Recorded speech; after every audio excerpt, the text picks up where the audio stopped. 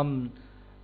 Biology کے بہت ہی ایک اہم پروسیس یا ایک عمل کے بارے میں بات کرنے جا رہے ہیں، اور ایماندار سے اگر میں کہوں تو اگر یہ عمل نہ ہوتا تو شاید اس زمین پر زندگی بھی نہ ہوتی، اور شاید میں اس ویڈیو کو بنانے کے لیے بھی موجود نہ ہوتا، کیونکہ مجھے اپنی غذا بھی نہیں ملتی۔ اور یہ جو عمل ہے اس کو ہم کہتے ہیں فوٹو سنتھیسس، اردو میں ہم کس کو کہتے ہیں؟ ضیائی تالیف۔ اور میرا خیال ہے کہ آپ اس کے بارے میں تھوڑا بہت یقیناً جانتے ہوں گے کہ یہ پورا کا پورا جو آئیڈیا ہے جس کے ذریعے کہ پلانٹ، پودے ہوئے، الجی ہوئی، مختلف بیکٹیریا ہوئے، وہ کیا کرتے ہیں؟ وہ یہ کرتے ہیں، ویسے عام طور پر یہ پلانٹ ہی یعنی کہ پودوں سے اس کا تعلق زیادہ جوڑا جاتا ہے، تو اس عمل کے ذریعے فوٹو سنتھیسس یا ضیائی تالیف کے ذریعے کیا کرتے ہیں؟ وہ کاربن ڈائی آکسائڈ لیتے ہیں، کاربن ڈائی آکسائڈ ہوا سے حاصل کرتے ہیں، اس سے پانی کے ساتھ سورج کی روشنی میں، سن لائٹ، دھوپ یا سورج کی روشنی میں آپس میں ملاتے ہیں، اور اس پورے عمل کے نتیجے میں شوگرز بنتی ہیں، جن کو ہم صحیح معنوں میں کہیں گے کاربوہائیڈریٹس بنتے ہیں، اور شوگر بھی کاربوہائیڈریٹس ہی کی ایک شکل ہے، شکر۔ تو یہ جو ہے یہ اور ساتھ ہی ساتھ آکسیجن بھی خارج ہوتی ہے، جس کی مدد سے ہم سانس لیتے ہیں۔ اب آپ ذرا غور کیجئے تو ہمیں، اگر آپ نے پچھلی سیلولر ریسپائریشن کی ویڈیوز دیکھی ہوں تو ہمیں اے ٹی پی پیدا کرنے کے لیے اور سیلولر ریسپائریشن انجام دینے کے لیے گلوکوز پر جس چیز کی ہمیں جو ضرورت ہوتی ہے وہ کاربوہائیڈریٹس چاہیے ہوتے ہیں، اور ان کو ہم آکسیجن کی مدد سے ہم استعمال کرتے ہیں ریسپائریشن میں، اور یہ سارے کے ساری آکسیجن، یہ سارے کے سارے جو کاربوہائیڈریٹس ہیں، یہ دراصل ان کا جو بنیادی ماخذ ہے وہ اسی فوٹو سنتھیسس یا ضیائی تالیف سے ہمیں حاصل ہوتا ہے، اور یہ جو ہے یہ سارا کا سارا یہ کی یعنی کہ ایک چابی کا، یہ کلید کا درجہ رکھتا ہے زندگی کے لیے، یعنی کہ زندگی کی جتنی بھی اقسام ہمارے سامنے موجود ہیں، خاص طور پر جانوروں کے لیے، تو یہ سارے کی ساری جو چیزیں ہیں کاربوہائیڈریٹ اور آکسیجن، یہی وہ چیزیں ہیں جن کی مدد سے وہ اپنی توانائی حاصل کرتے ہیں۔ اور سورج ہم سے 93 ملین میل دور موجود ہے، اور وہ بہت زیادہ توانائی اپنے فیوژن ری ایکشن کے ذریعے پیدا کر رہا ہے، اور اس کا کچھ حصہ زمین کی سطح تک پہنچتا ہے، بادلوں سے ہوتا ہوا پہنچتا ہے پودوں تک، بیکٹیریا اور الجی تک پہنچتا ہے، اور وہ اس سورج کی روشنی کو، اس دھوپ کو کسی نہ کسی طریقے سے جذب کر کے ہارنس کرتے، استعمال کرتے ہیں، اور وہ فوڈ، وہ غذا پیدا کرتے ہیں، جیسے کہ مختلف جانور استعمال کرتے ہیں، جیسے کہ اگر ہم گائے کی مثال لیں تو گائے چارہ کھاتی ہے اور ہم گائے کو کھاتے ہیں اگر ہم نان ویج کھانے کے عادی ہیں، لیکن بہرحال یہ مذاق کی بات نہیں ہے، لیکن حقیقت یہی ہے کہ یہ سارے کا سارا جو کاربوہائیڈریٹس اور آکسیجن، یہ فیول ہے، یہ ایندھن ہے جانوروں کے لیے، اور یہ بہت امپورٹنٹ بات ہے، کیونکہ پودے پرائمری پروڈیوسرز ہوتے ہیں، یعنی کہ یہ اپنی غذا خود بناتے ہیں، ہم اپنی غذا یعنی کہ جانور جو اپنی غذا خود نہیں بنا سکتے، تو فوٹو سنتھیسس جو ہے یہی وہ عمل ہے جو ہمارے لیے غذا بنانے کا راستہ دکھاتا ہے ہمیں، یا یوں کہیں کہ ہمارے لیے راہ ہموار کرتا ہے غذا حاصل کرنے کے لیے۔ تو اب جو میں شوگر کی ہم بات کرتے تھے، کاربوہائیڈریٹس کی ہم بات کر رہے تھے، ہم اس پر تھوڑا سا بات کریں گے، اور فوٹو سنتھیسس پہ جب ہم بات کر رہے ہیں تو فوٹو سنتھیسس کی جو ایکویشن ہے اس کو میں ایک بار پھر تھوڑا سا سائنٹیفک ہو کر لکھنے کی کوشش کرتا ہوں۔ آپ میرے لہجے سے مجھے یہ نہ سمجھے کہ میں مذاق کے موڈ میں ہوں، کہ کاربن ڈائی آکسائڈ اور پانی آپس میں ملتے ہیں، ساتھ ہی ساتھ سورج کی روشنی سے جو آتی، جو ہمیں توانائی ملتی ہے، فوٹونز کی شکل میں ملتی ہے، فوٹونز یعنی کہ ہم کو روشنی کے ذرات کہتے ہیں، اور یہ سب کے سب آپس میں ملتے ہیں، اور اس پورے جو عمل ہے اس کی تفصیلات پر میں اگلی کچھ ویڈیوز میں تفصیل سے روشنی ڈالوں گا، لیکن ابھی میں ایک اوورآل آپ کو ایک آؤٹ لائن دینے کی کوشش کر رہا ہوں کہ یہ جو فوٹونز، پانی اور کاربن ڈائی آکسائڈ ہے، یہ آپس میں مل کر جو چیز پیدا کرتے ہیں، ایک تو جو چیز حاصل ہوتی ہے وہ ہوتی ہے کاربوہائیڈریٹس، اور یہ بس اوور ویو ہے، اور یہ سارے کے سارے اس کے کانسٹیٹوئنٹس ہیں، یعنی کہ بنیادی اجزاء ہیں فوٹو سنتھیسس کے یا ضیائی تالیف کے۔ تو ایک جو چیز ہمیں حاصل ہوتی ہے کاربوہائیڈریٹس، جس میں کہ گلوکوز بھی شامل ہوتی ہے، اور گلوکوز بھی کاربوہائیڈریٹس کی ایک قسم ہے، اس کو ہم جنرل فارمولا جو اس کا CH2O اور ساتھ میں ہم نے باہر N لگا دیا، اور N کا مطلب یہ ہے کہ اس میں کتنی تعداد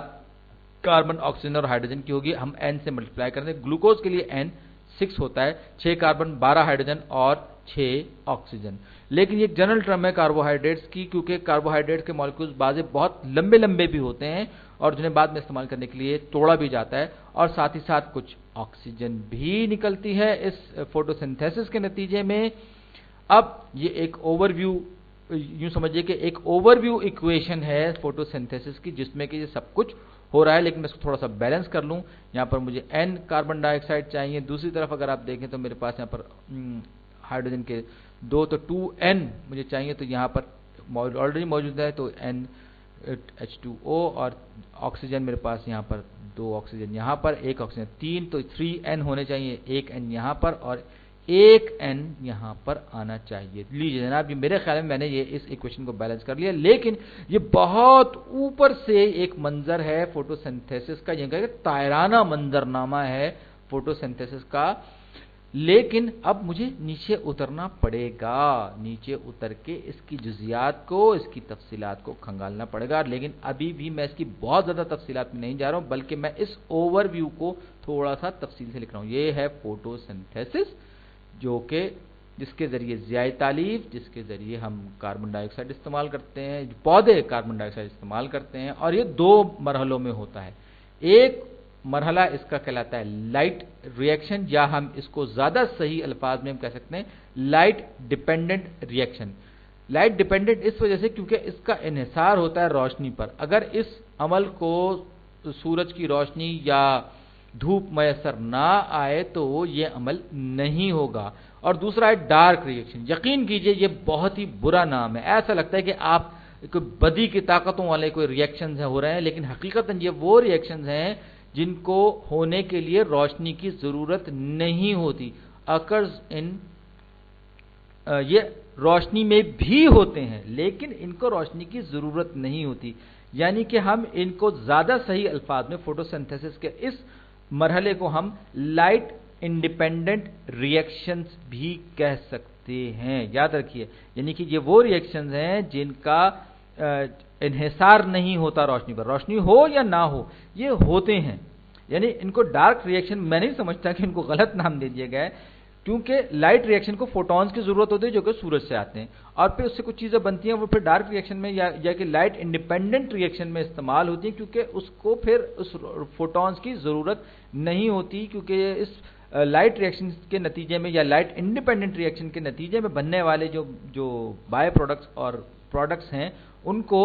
ڈارک ریئیکشن میں یا لائٹ انڈیپینڈنٹ ریئیکشن میں استعمال کیا جاتا ہے. تو لائٹ ریئیکشن کو فوٹونز کی یا روشنی کی ضرورت ہوتی ہے، ڈارک ریئیکشن کو ضرورت نہیں ہوتی. اور میں اس پورے کے پورے عمل کا تھوڑا سا آپ کو ایک خاکہ دکھانا چاہوں گا، ابتدائی نوعیت کا خاکہ دکھانا چاہوں گا. تو لائٹ ریئیکشن کے لیے ہمیں کیا ضرورت چاہیے ہوتا ہے؟ ہمیں پانی چاہیے ہوتا ہے، جو کہ اس لائٹ ریئیکشن سے گزرنے کے بعد اس سے ہمیں آکسیجن حاصل ہوتی ہے. اور اس کے ساتھ ساتھ لائٹ ریئیکشن میں کیا ہوتا ہے، تھوڑا سا اگر میں بات کروں تو ہمیں اے ٹی پی ملتا ہے. اس ریئیکشن کے نتیجے میں اے ٹی پی ملتا ہے. ظاہر بات ہے، آپ کو یاد ہوگا اے ٹی پی ہم نے سیلولر ریسپائریشن کی ویڈیوز میں دیکھا تھا کہ انرجی کرنسی ہے. اس کے ساتھ ساتھ ایک اور مالیکول ہمیں ملتا ہے جو کہ NADPH کہلاتا ہے. اگر آپ یاد کریں سیلولر ریسپائریشن میں ہم نے NADH نام کا ایک مالیکول کو استعمال کیا تھا. یہ NADPH جو ہے NADH سے بہت زیادہ ملتا جلتا ہے، بس فرق صرف اتنا ہے کہ اس میں ایک فاسفیٹ کا اضافی مالیکول جڑا ہوا ہے، موجود ہے، اور یہ ایک طرح سے ریڈیوسنگ ایجنٹ کا کام کرتا ہے. یہ NADPH جو میں آپ کے سامنے اس وقت پیش کر رہا ہوں، یہ الیکٹران، اگر آپ کو معلوم ہو کہ ہائیڈروجن جو ہے وہ اس سے اگر نکل جائے گی تو یہ آکسیڈائز ہو جائے گا. آکسیجن از لوزنگ الیکٹران اگر ہائیڈروجن چلی جائے گی تو اپنے ساتھ وہ الیکٹران بھی لے جائے گی. تو آئل رگ والی جو ایک انالوجی ہے وہ میں ایک بار پھر لکھ دیتا ہوں. آکسیجن از لوزنگ الیکٹران اور ریڈکشن از گیننگ الیکٹران، یعنی کہ آکسیڈیشن میں الیکٹران نکل رہا ہے اور ریڈکشن میں الیکٹران گین ہو رہا ہے. تو ہائیڈروجن نکلنے کے ساتھ ساتھ کیا ہوا کہ وہ موقع بھی ہاتھ سے نکل گیا، کہ یعنی کہ وہ چیز بھی ہاتھ سے نکل گئی جس کے ساتھ ایک الیکٹران موجود تھا. اور یہ بات ہم اوور ویو کیمسٹری والی جو اوور ویو تھی آکسیڈیشن کی، بایولوجیکل اوور ویو والی ویڈیو میں ہم دیکھ چکے ہیں. تو یہ ہائیڈروجن نکلنے کے نتیجے میں کیا ہوا، یہ جب کسی دوسری چیز کے ساتھ جائے گا ملے گا تو اس کو ریڈیوس کر دے گا، یعنی کہ وہ دوسری چیز اس ہائیڈروجن کو گین کر کے ریڈیوس ہو جائے گی، تو لہٰذا ہم یہ کہہ سکتے ہیں کہ یہ NADPH دراصل ایک ریڈیوسنگ ایجنٹ ہے۔ آپ اس کو کسی ایجنسی کا ایجنٹ نہ سمجھ لیجیے گا، یہ بلکہ یہ ریڈکشن کے لیے ایک ایجنٹ کا، عامل کا کام کرتا ہے، ایک درمیان کے بیچ کی بچولی کا کام کرتا ہے۔ تو NADPH سے یہ ایک ہائیڈروجن نکلے گا اور پھر یہ جو ہے لوور انرجی اسٹیٹ میں بتدریج زیادہ چلا جائے گا، اور پھر سیلولر ریسپریشن میں ہم نے دیکھا NADH کس طریقے سے، اور کربس سائیکل میں گلائکولیسس میں ہم نے سب چیزیں دیکھیں کہ کس طرح سے درمیانی الیکٹران جو ہے بتدریج ان کی توانائی کم ہوتی جاتی ہے، اور کس طرح سے وہ ATP پیدا کرنے میں اور الیکٹران ٹرانسپورٹ چین میں یہ کس طرح سے کام آتے ہیں۔ اب یہ جو لائٹ ریئیکشن ہے، اس میں ہمیں کیا کیا چیز حاصل ہوئی؟ ہمیں آکسیجن حاصل ہوا، ہمیں ATP حاصل ہوا، اور ہمیں NADPH حاصل ہوا۔ یہ چیز جو ہے یہ را میٹیریل کا یا خام مال کا درجہ رکھتی ہیں ڈارک ریئیکشن کے لیے، جس کو ہم کیلوین سائیکل بھی کہتے ہیں۔ ڈارک ریئیکشن یا لائٹ انڈیپینڈنٹ ریئیکشنز کا ایک اور نام کیلوین سائیکل بھی ہے، اور اس میں ATP اور NADPH جو ہیں وہ استعمال ہوتے ہیں خام مواد کے طور پر، اور یہ براہ راست گلوکوز پیدا نہیں کرتا۔ یاد رکھیے، اس میں براہ راست گلوکوز پیدا نہیں ہوتا، بلکہ PGAL اور یا جس کو ہم G3P کا نام بھی ہم نے دیکھا، یہ دو مالیکیول یا دو پروٹینز کہہ لیجیے، آپ ان کو دو مالیکیولز کہہ لیجیے، یہ ہمیں حاصل ہوتے ہیں۔ پروٹین میں غلط کہہ گیا، یہ مالیکیولز ہیں۔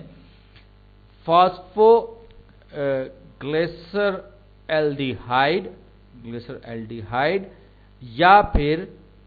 اسی کا ایک اور PGAL کا ایک اور جو متبادل نام ہم نے پچھلی ویڈیوز میں دیکھا تھا، وہ تھا گلیسر الڈیہائیڈ 3 فاسفیٹ۔